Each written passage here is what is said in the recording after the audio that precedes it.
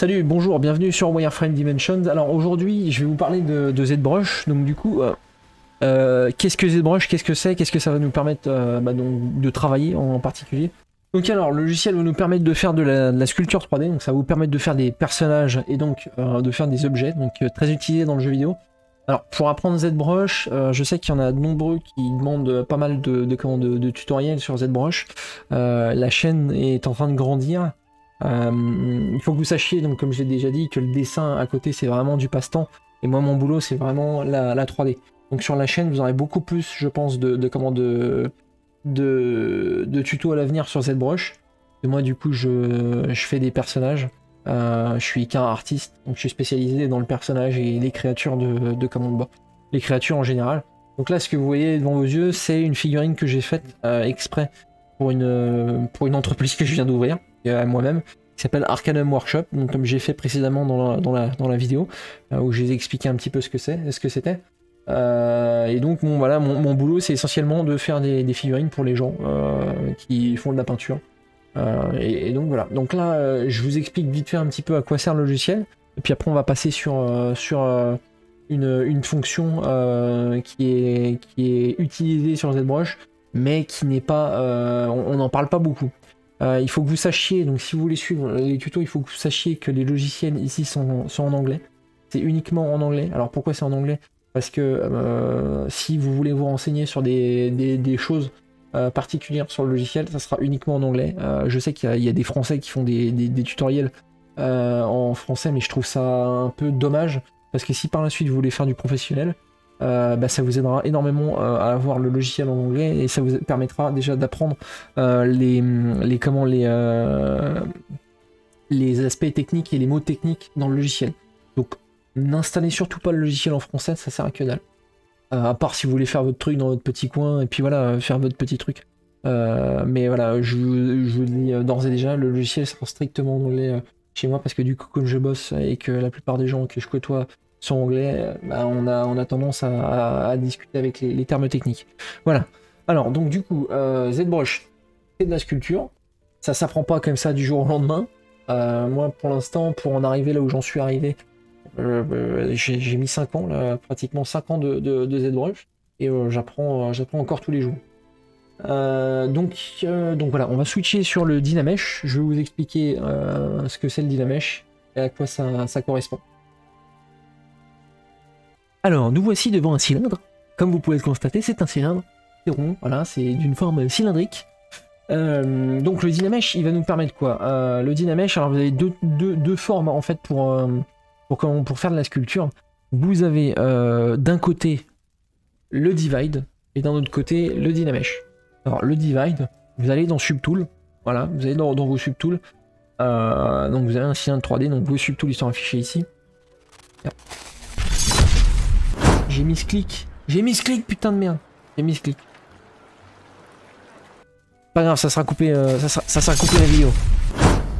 Et merde, j'ai encore mis ce clic. La vidéo de merde. Alors nous voici devant un cylindre, donc comme je le disais, vous avez d'un côté le Dynamesh et d'un côté le Divide. Donc le Divide, il va vous permettre en fait de, si vous cliquez sur Polyframe, c'est le petit icône qui est juste là, ça va nous permettre en fait de voir le nombre de polygones qu'il y a sur la géométrie. Donc là on a très peu de polygones. Et en fait le Divide, ça va se trouver dans géométrie. Et il va nous permettre de divide en fait, et de multiplier le nombre de polygones. Multiplier à chaque fois le nombre de polygones. Donc là vous avez au-dessus, juste au-dessus, vous avez dans Total Point. Donc ça c'est les Total Points que vous avez dans la scène. C'est les vertex, le nombre de vertex que vous avez dans la scène. Donc les vertex, si au cas où vous ne le savez pas, en fait c'est les croisements dans le monde en 3D. Au croisement des edges, vous avez des petits points en fait. Et c'est ce qu'on appelle les vertex. Là vous les verrez pas parce que dans ZBrush il les affiche pas. Mais il dit qu'il y a 4352 points. Donc voilà. On va faire un petit coup de F pour recentrer la vue. Et donc du coup, le Divide, il va essentiellement vous permettre en fait de diviser en plusieurs fois la géométrie. Le Divide, c'est bien si vous faites du technique. Quand vous faites du technique et que vous êtes sûr que votre modèle ne bougera pas, c'est bien pour sculpter vite fait comme ça dedans, et quand vous êtes sûr que vous faites pas du brouillon, voilà ça. Vous êtes sûr que vous faites pas du brouillon, le divide c'est bien. Mais ce qu'on va privilégier en premier lieu, c'est le Dynamesh. Alors pourquoi privilégier le Dynamesh? Donc le Dynamesh, on va aller dans... putain de merde. On va aller dans Make Polymesh 3D. Désolé, on va faire Make Polymesh 3D. Et donc là, du coup, dans Géométrie, ça va nous afficher tout le petit menu. Donc vous allez avoir le Dynamic Subdiv, l'Edge Loop et tout ça. Nous, ce qu'on veut, c'est le Dynamesh. Le Dynamesh est là. Et donc, en fait, le Dynamesh, lui, va vous permettre de faire un espèce de brouillon, en fait, si vous voulez, de votre modé. Donc là, par exemple, on a 432 polygones. Et en fait, vous cliquez sur Dynamesh et ça va automatiquement vous faire un brouillon de votre modé. En fait, c'est comme si vous commenciez en fait à faire de la sculpture. Vous commencez à rentrer, à taper dans la sculpture tranquillement en vous embêtant pas trop sur le détail en fait. Le Dynamesh, il est essentiellement là pour faire la sculpture en gros en fait. Voilà, c'est ça. Pour faire de la sculpture en gros et ne pas aller... je vais pas dire ne pas aller dans le détail, mais vous pouvez directement sculpter sans vous prendre la tête en fait à faire quelque chose de vraiment précis dès le début.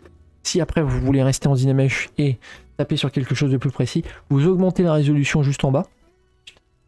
Et attention, petit tips, le petit tips, c'est que si vous voulez augmenter le Dynamesh, là vous voyez j'ai augmenté le Dynamesh mais ça n'a rien fait du tout. Vous allez appuyer sur CTRL, vous cliquez avec votre stylet dans le vide et vous drag and droppez en fait, vous faites un masque dans le vide et hop, ça va vous multiplier la modée et ça va vous faire de la résolution en plus. Pareil, vous pouvez continuer à sculpter, donc on peut retirer de toute façon on n'est pas obligé d'avoir le polyframe. Le polyframe c'était juste pour vous montrer de quoi il en ressortait au niveau des polygones. Et donc vous continuez à sculpter ce que vous avez à faire.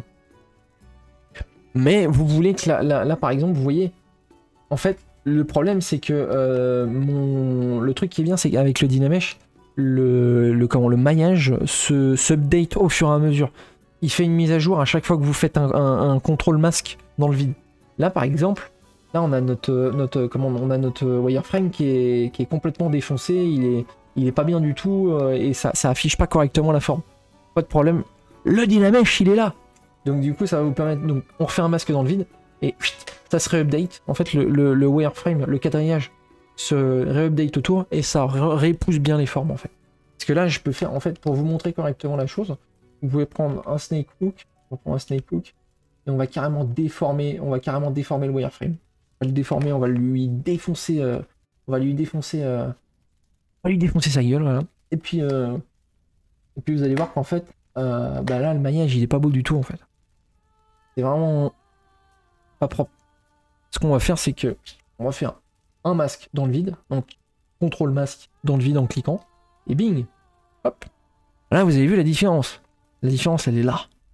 C'est que le Dynamesh en fait, il réupdate à chaque fois la modée et vous pouvez travailler et tirer vos formes et clac, réupdater sans problème, sans vous emmerder. Et après quand ça c'est fait, quand vous avez votre forme et que vous voulez travailler sur quelque chose de plus propre, vous repassez en subtool, vous repassez votre subtool. Ce qu'on va faire pour que le divide soit nickel, parce que le divide est mieux que le Dynamesh, je vais vous expliquer pourquoi. C'est que quand vous revenez en divide, vous avez possibilité d'avoir vos différents niveaux de divide. Parce que quand on est en Dynamesh, on peut pas revenir en arrière. Il n'y a pas possibilité de revenir en arrière sur les anciens niveaux de division. Alors pourquoi? Vous allez le voir. On va dupliquer cette mèche là. Donc voilà. On a dupliqué cette mèche là. Donc on a une duplication du mèche. On va hider le mèche qui est derrière. Et on va demander à faire un Z-remesh. Le Z-remesh, donc du coup, ça je vous l'ai expliqué dans le salut Glitchy. Le Z-remesh, je vous l'ai expliqué dans la première vidéo ZBrush. Il va vous permettre de refaire le maillage correctement, qui épouse bien les formes, mais avec un maillage low. Un maillage qui est vraiment très très bas. Donc du coup on va faire un Z-remesh. Il calcule. Alors plus il y a de maillage, plus ça va être long à calculer, donc faites bien attention. Et ça varie en fonction du processeur que vous avez et de la machine. La machine, si vous avez une machine de compétition ou si vous avez une machine de merde.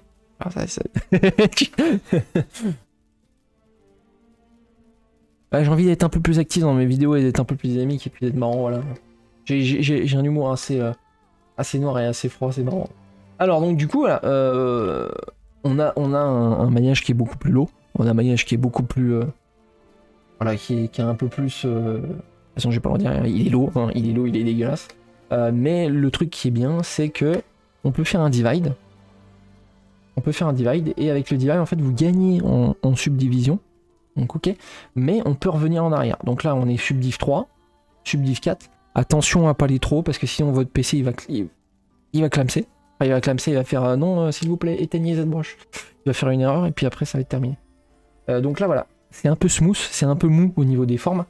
Et on voudrait récupérer tout le sculpt, en fait, toutes les formes qu'on avait sur l'ancien. Parce que c'est ça qu'on veut, en fait. Sur l'ancien, on avait un truc qui était beaucoup plus balèze, un truc qui était... voilà, c'était beaucoup plus saillant au niveau des formes. On va faire style c'était saillant, tu vois, voilà. On va faire style c'était saillant au niveau des formes et que c'était pas mou. Donc voilà. Là, on est quelque chose de saillant. Et donc, quand on regarde notre modé, la forme globale a été reprise avec un maillage correct. Voilà, ok. Maintenant, un tips pour récupérer les formes. Vous pouvez, avec votre forme de base, vous restez sur votre forme de base, donc la forme que vous voulez appliquer les modifications. Vous allez dans Project. Non, je dis des conneries. Non, mais si attends. Non, mais si, c'est bon, j'étais bon. Excusez-moi, j'ai dit une connerie. Donc là, vous restez sur votre forme où vous avez fait les divides. Hein. Vous restez sur votre forme où vous avez fait les divides. Attention à pas monter à trop de subdiv. Et donc, vous allez appliquer le Project All. Et le Project All, en fait, ce qu'il va faire, c'est qu'il va superposer la modée qui a le plus de détails sur votre modée qui n'a pas de détails. Et donc, en fait, il va tamponner tous les détails de l'ancienne modée. Il va les rappliquer avec le maillage qu'on a fait sur avec le divide. Donc vous gardez bien la subdiv 1, gardez bien la première subdiv, et quand vous faites ça, en fait, il faut monter au fur et à mesure des subdivs pour réappliquer tous les détails. Donc vous gardez la subdiv 1, vous vous remettez en subdiv 1, vous allez dans les subtools, vous faites Project All, hop là, ça a appliqué les premiers détails. Après vous montez en niveau de subdiv, donc vous allez refaire, hop, un divide. Ok. Merde, putain. Ok, on va faire un divide, voilà. Là, on remonte sur le subtool, réappliquer en Project All. Et en fait, plus vous allez faire ça, et au fur et à mesure, en fait, ça va vous réappliquer ça va vous réappliquer tous vos détails. Voilà. Donc la différence entre le Dynamesh et le divide, c'est que le Dynamesh, lui, va vous apporter en rapidité, parce que, enfin, en rapidité, c'est malléable parce que vous avez une modée, vous faites votre brouillon, vous sculptez, vous faites vos petits trucs. C'est en gros, si vous voulez, le Dynamesh, c'est un maillage dégueulasse pour sculpter, pour faire du brouillon, en fait. Voilà. Et dès que le brouillon est à peu près bon, vous augmentez un petit peu la dimension, enfin la dimension là. Mince, j'arrive plus à trouver le mot. Vous augmentez un petit peu la résolution, voilà. Et après, vous appliquez ça avec un Dynamesh sur un mesh que vous avez déjà dupliqué pour récupérer vos détails avec un Project All, voilà. Donc les deux en fait se valent parce qu'il faut travailler avec les deux. Voilà. Donc j'espère que cette vidéo vous aura bien aiguillé et puis on se retrouve à la prochaine. Voilà, ciao.